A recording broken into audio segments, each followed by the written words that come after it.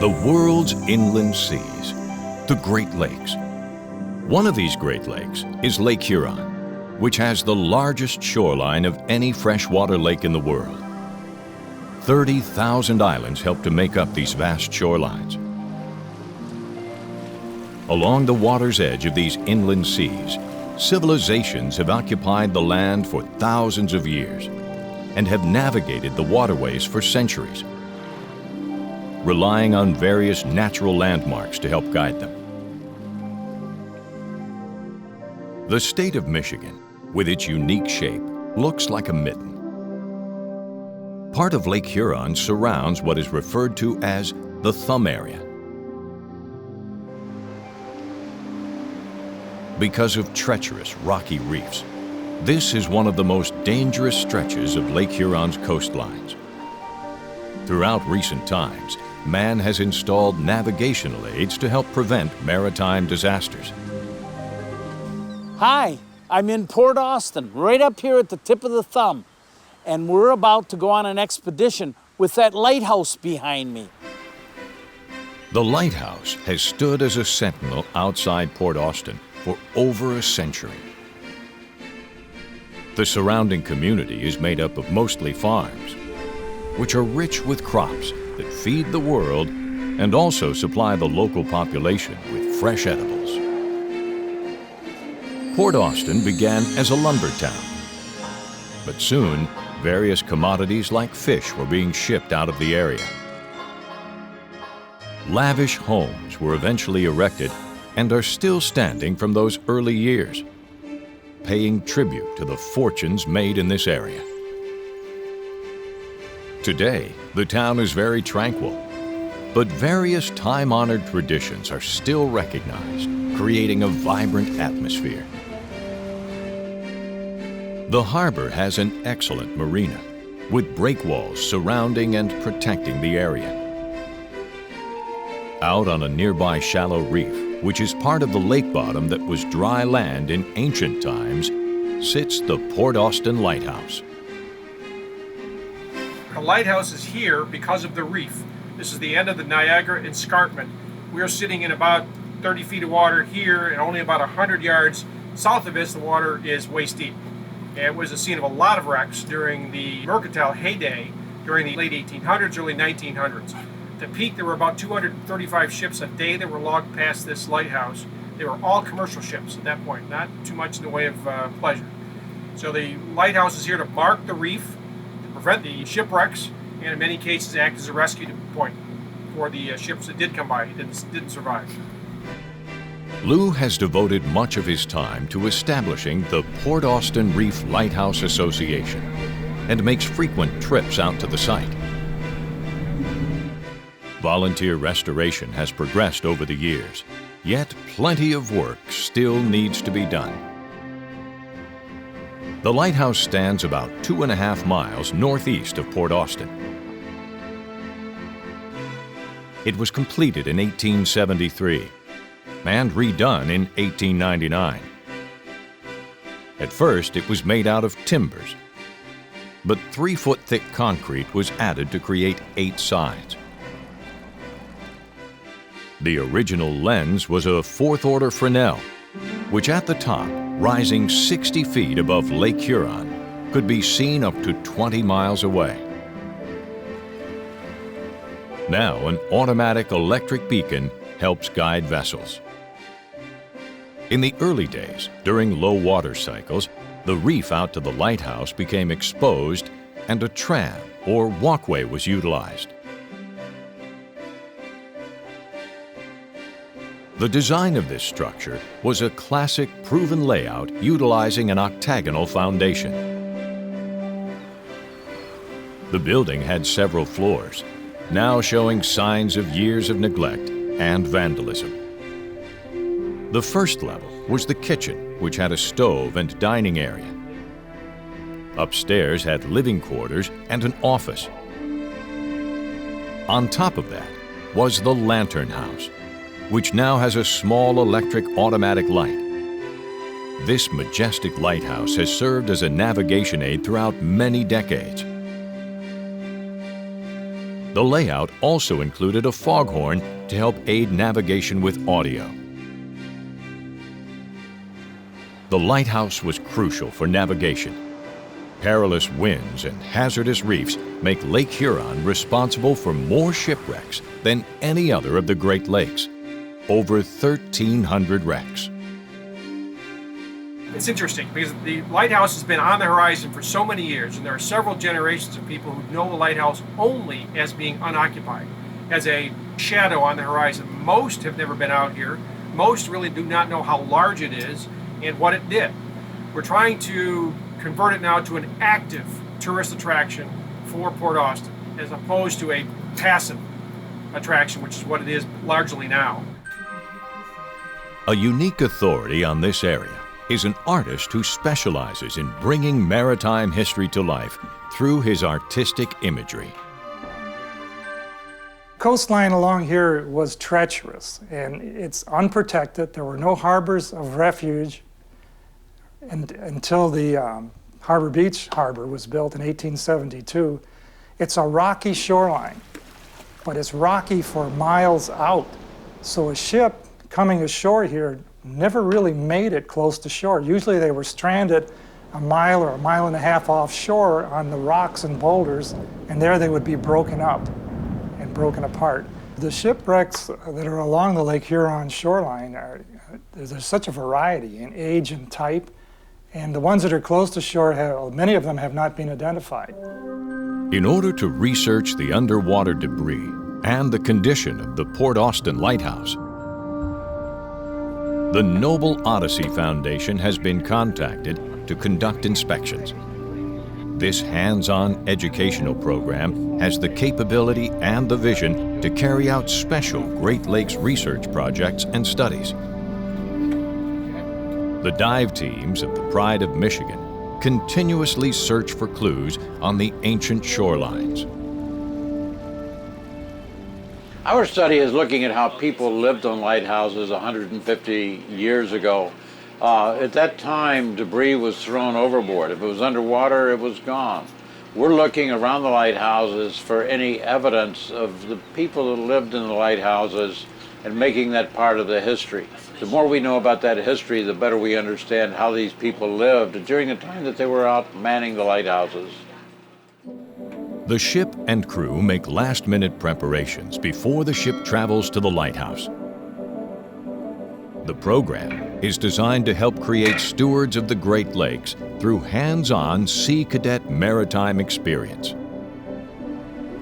The ship, Pride of Michigan, is equipped to conduct research of all types and shares the information. Often the cadets and the adult crew members on the ship give tours to show their progress. You can study about the Great Lakes in books, but you really don't have an appreciation of what the Great Lakes are until you get out working not only on the top of the water, but underneath the water. You have a real understanding about the quality of water that we have and all of the things that affect it. Before the ship sets sail, in preparation of research, Dr. Elliott Smith, a scientist, instructs the cadets about the research exercise which is about to commence. The object is to cover the whole bottom, in this case 200 feet around this platform. So for example, if we side off this side here, we'd put an anchor right there and we'd run our line all the way out 200 feet, put a buoy there, and inflatable will be out there lifting the buoy anchor up and moving, keeping the line tight. The ship is ready to cast off and will set its course out to the research site. Soon the cadets are suited up and ready for conducting a precise underwater survey of the lighthouse's surrounding area. Snorkeling will be utilized for the shallow depth research. Several teams will participate, and when finished, they will report in on their findings and chart the items they saw on the bottom. The task is tedious and takes hours to conduct. In this kind of underwater survey and others like it, it's very important to have enough manpower there because the work is very labor intensive and you need lots of eyes inspecting the bottom to recognize objects there. Underwater inspection of the base of the lighthouse reveals vegetation growing in the clear sunlit waters.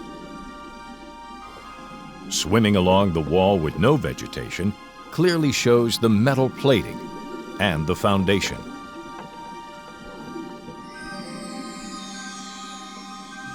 Smallmouth bass swim freely and almost enjoy the human intrusions.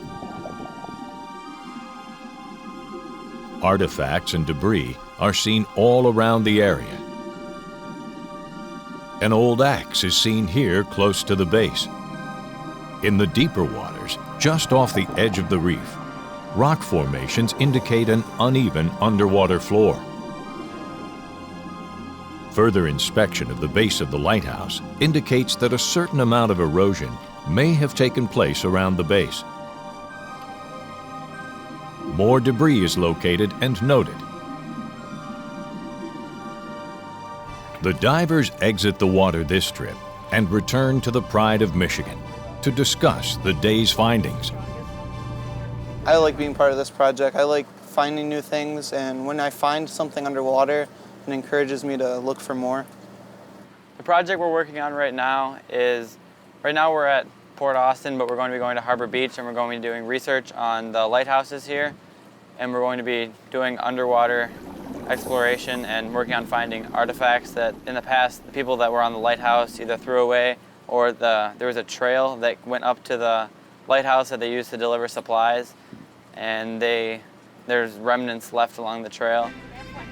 With everyone back on board, the Pride of Michigan heads back to Port Austin with the day's important data. Now, the quiet little town transforms as people celebrate the 4th of July with a rousing parade.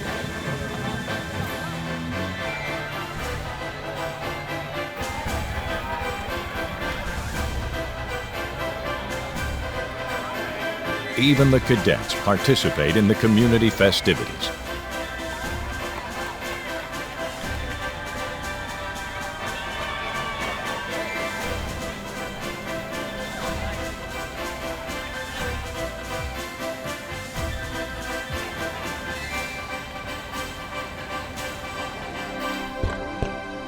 At night, a spectacular fireworks display is presented right over the dock area where the Pride of Michigan is moored. The cadets get to see the aerial display close up. The next day, the town is still alive with activities. The Pride of Michigan heads out to do more lighthouse research and to explore the mysterious coast. During the day, some dives on area shipwrecks take place. I'm a little bit south and east of Port Austin. They discovered way back in the early 1800s some real hard stone here. So they started a town to make grindstones, Grindstone City. There were over 700 people living here. The stones were quarried, shaped, and shipped to many distant locations. The grindstones were transported by water until the railroad arrived in the late 1800s. Before carborundum was invented as a grinding material, these grindstones were greatly sought after, and the town flourished. Now, the industry is just a memory. Not far from Grindstone City and Port Austin, the Noble Odyssey Foundation research team aboard the Pride of Michigan explored a shipwreck called Philadelphia. She was a 236-foot iron propeller. On a fog-ridden day in 1893, the Philadelphia collided with the ship the Albany off the Port Austin Reef Lighthouse. Both ships sank with loss of life. The Philadelphia had a cargo load of cast iron stoves in her holds. The wreckage is lying on the bottom, waiting to be inspected. The ship is covered with invasive species, mussels, which are not native to the Great Lakes. The two boilers are still visible, as are the ship's hardware. The old huge propeller reminds us of a bygone era. After exploring the remains of the Philadelphia, the divers surface. I'm down the coast south of Grindstone City at a place called Point of Barks. And there's a lighthouse here. It marks a treacherous coast where lots of shipwrecks occurred. Due to the treacherous shallow reefs that extend far off the shoreline of Port au Barques, a lighthouse was built in 1847. Only 10 years later, that was replaced with a brick, 89-foot tall lighthouse. Many remains of vessels have been found in this area, including the more recent ship, the Daniel Morel, which broke in half during a violent storm in 1966. Typically, the shipping season ends near the first of the year. However, November seems to be the worst month for Great Lakes storms. The season changes drastically. When winter comes, the entire coastline along here freezes and turns into a winter wonderland. Towns become less crowded, and people turn their attention to spending time ice fishing. The lighthouses become sentinels surrounded by ice. Soon, the climate changes, and once again the coast is open for activity. Joining the research project again, the dive team on the Pride of Michigan studies another shipwreck later in the day. Not far from the Point of Barks lighthouse, the team examines the Dunderberg. After exploring the remains, discussions will take place on how this disaster might have been prevented. The ship was a 155-foot schooner with a general cargo. It was also involved in a collision about 4 miles off of Harbor Beach and sank. Much of the deck and equipment is still intact. The unique figurehead is well preserved. Here, a diver is emerging from down in the hold. The huge hole in the side of the ship is very visible. This indicates where the collision took place. Pottery is still visible as deck cargo. The chains and anchor are in place. After exploring the remains, discussions will take place on how this disaster might have been prevented. Moving south, yet another shipwreck study takes place. The Goliath was a 104-foot ship built before the American Civil War. The vessel caught fire and exploded, killing all 18 people on board. The ship was loaded with a cargo of general freight, flour, paint, lumber, bricks, and hay. The most lethal cargo on board was 200 kegs of gunpowder. On September 13, 1848, when the ship caught fire, the hay acted as an accelerant. When the flames reached the gunpowder, the explosion blew all the cargo out of the ship and onto the lake bottom. Here is an old grindstone that was part of the cargo. Bricks are seen strewn around the remains of the distressed hull. The debris scattered on the lake bottom memorializes the great force of that long-ago tragedy. It is time to go to the surface and make way to the next port. I'm in Harbor Beach, used to be called Sand Bay, and they built break walls all around it and created the largest harbor on the Great Lakes. We're going to be doing some research on the lighthouse behind me. Harbor Beach is a natural recreational paradise. and is a welcome destination for anyone who wants to relax and enjoy the surroundings. Harbor Beach is a great place because of its people. We also have a wonderful shoreline, opportunity that people love, and its history and its legacy is just awesome. Harbor Beach is really an exciting place to be, and I keep saying I wish I was 20 years younger because there's so many things that I'd still like to do. The community started with lumbering, but soon transitioned into a resort area like today, attracting tourists who want a summertime vacation spot. I would definitely have to say our community house. It's one of the unique features of Harbor Beach that not very many places have a location like that you can go see a movie, visit the library, there's a gymnasium, and also on the outside, if you look around, there's also several murals that were painted that kind of tell the history of Harbor Beach. And then Harbor Beach has this historic harbor with the breakwall and the light that sits out on the end of the breakwall. So it's a very picturesque with a lot of interest. And to me personally, I just love being this close to the lake and having the lake right out my window where I can watch all its moods and the clouds and the skies and the conditions of the waves. And I just love that. I never get tired of that. The harbor town makes a great location for the Noble Odyssey Foundation research team to work out of. The pride of Michigan fits right into the beautiful harbor. The lighthouse will be part of the overall study. Its history has been well preserved. The old lighthouse at Harbor Beach, it was originally constructed out of wood, and it was built in about the 1880s, and they eventually realized that wasn't the best material for a lighthouse, so that one was replaced by our current lighthouse over 130 years ago. The actual 4-order Fresnel lens was removed from the old lighthouse and now is on display at the beautiful Grice House and Museum near the Harbor Beach Marina. An acrylic replica, made to its exact likening, sits on top of the lighthouse.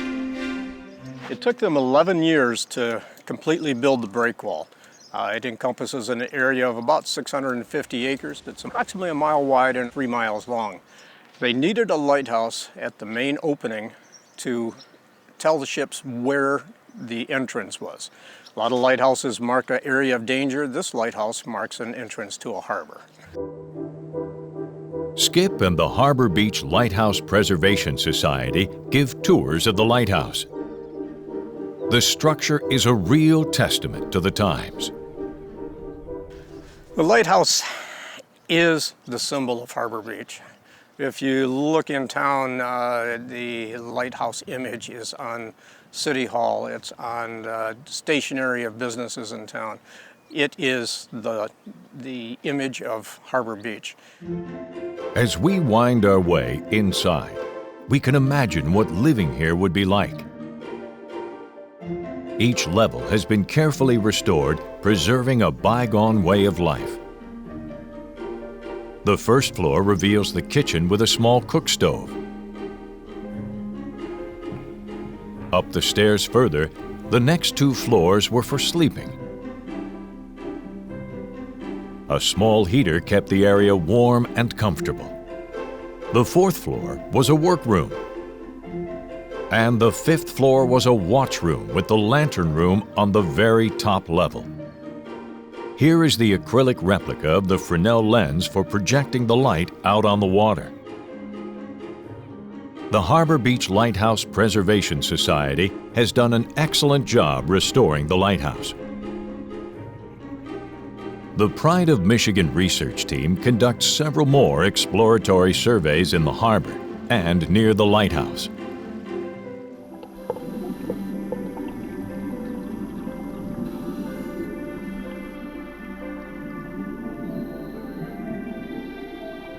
The lake bottom is uneven and contains many hiding places for debris.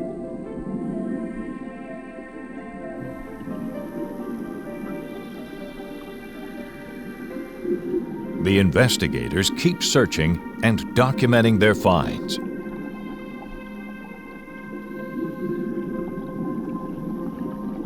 There are acres of lake bottom to comb over, and endless possible items to find.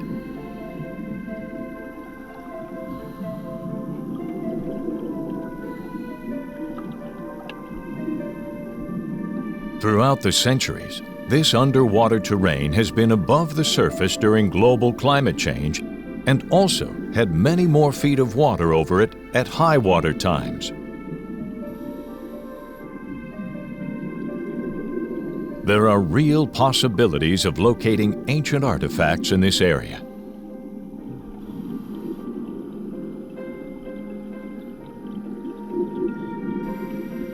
While diving about a half-mile east of the Harbor Beach Lighthouse, the team came across the wreckage of an old schooner, the Chickamauga, which floundered in September 1919. The remains of this 322-foot ship are scattered on the bottom.